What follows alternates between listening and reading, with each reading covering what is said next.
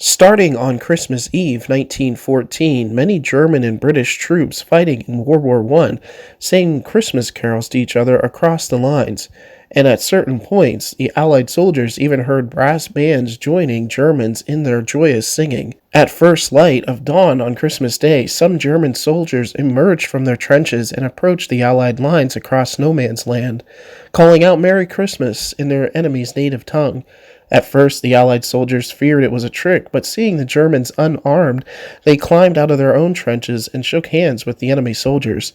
The men exchanged presents of cigarettes and plum puddings and sang Christmas carols. Some Germans lit Christmas trees around their trenches, and there was even a documented case of the soldiers from opposite sides playing a good-natured game of soccer. A German lieutenant recalled how marvelously wonderful yet how strange it was.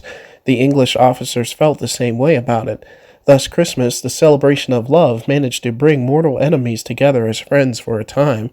Some soldiers used this short-lived ceasefire for a more somber task, the retrieval of the bodies of fellow friends who had fallen between no man's land between the lines. The Christmas truce of 1914 came only 5 months after the outbreak of war in Europe, and was one of the last examples of the outdated notion of chivalry between enemies in warfare.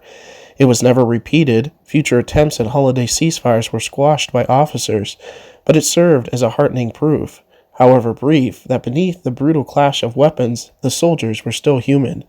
During World War I, the soldiers on the Western Front did not expect to celebrate on the battlefield, but even a world war could not destroy the Christmas spirit.